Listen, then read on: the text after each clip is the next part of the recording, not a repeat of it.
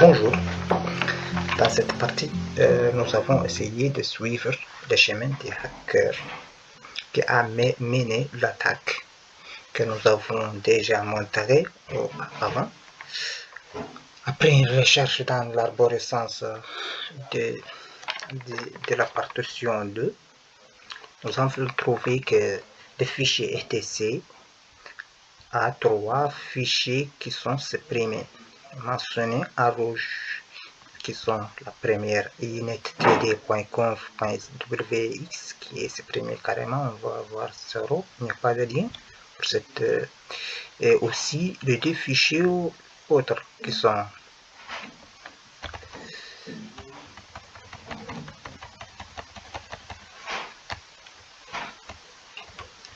mtab.tmp et mtab. Quand vous pouvez constater que mtab.tmp est plus rouge plus foncé que mtab. Donc mtab, la dernière mtab est supprimée, et c'est un fichier supprimé normal. Et l'autre mtab.tmp, il y a ce n'est pas normal car Autopsy a mentionné que si le rouge est foncé, donc le fichier a subi des modifications. Et nous allons constater que mtab et mtab.tmp ont les deux les mêmes dates d'écriture, d'accès et de la dernière modification. Comme vous avez ici 2h1141, 2h1141 ici, 8h, 8h22, et ici 2h11, 2h1141, et les dates aussi sont les mêmes. Donc,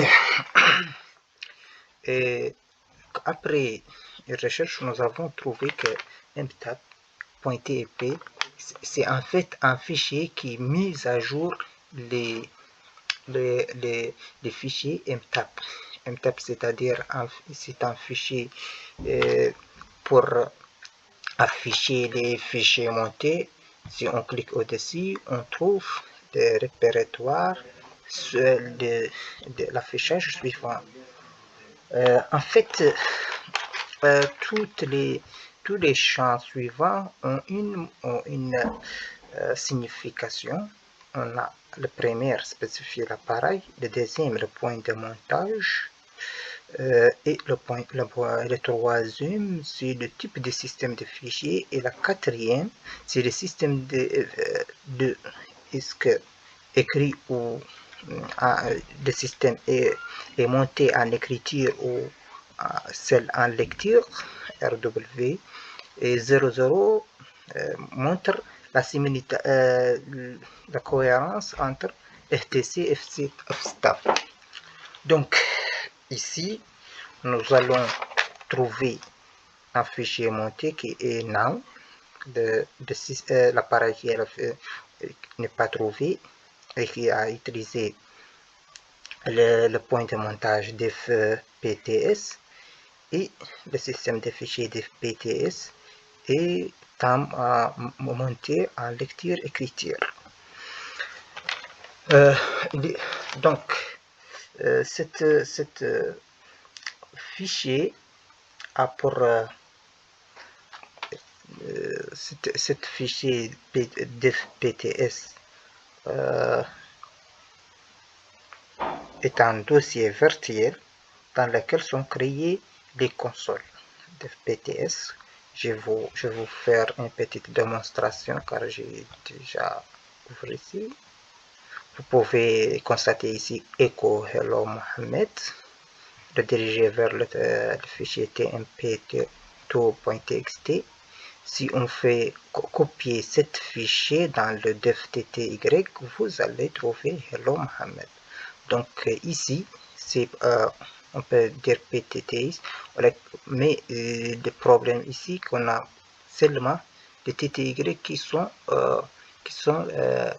si on note on essaye un autre TTY1, vous avez permission déniette. Donc on n'a pas la permission quand le fichier, quand le système ne donne pas la permission de. Donc c'est cela pour que l'utilisateur, que l'attaquant a utilisé pour mener cette attaque. On peut bien exprimer ici dans le security. Si on va passer sur, si on passe sur le sécurité, ici c'est en bas, le système, le fichier security, nous avons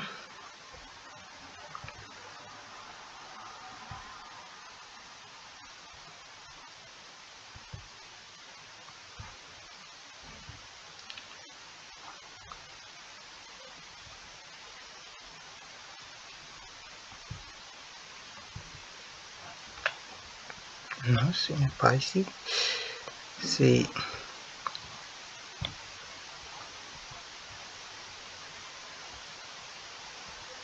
ici. On a TTY1, TTYD, cet fichier montre les périphériques qui ont l'accès en mode administratif. Donc si on vient aussi sur l'autre fichier qui est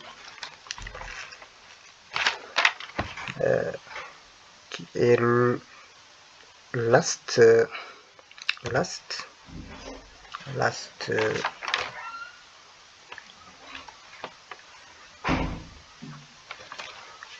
var log, c'est var log, et on passe sur last log.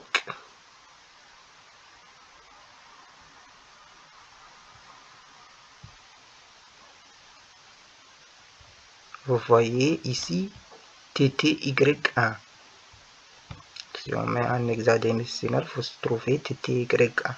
Cet fichier est responsable d'afficher de stocker les fichiers de connexion, c'est-à-dire les connexions entrant sur le système. Donc, pour cette hypothèse, nous avons dit que le système est en conclusion aussi, pour que pas prendre beaucoup de temps. L'attaquant a réussi d'éjecter un code malveillant qui a lui donné la permission en route à partir du devpts, comme j'ai déjà montré pour la commande, dans lequel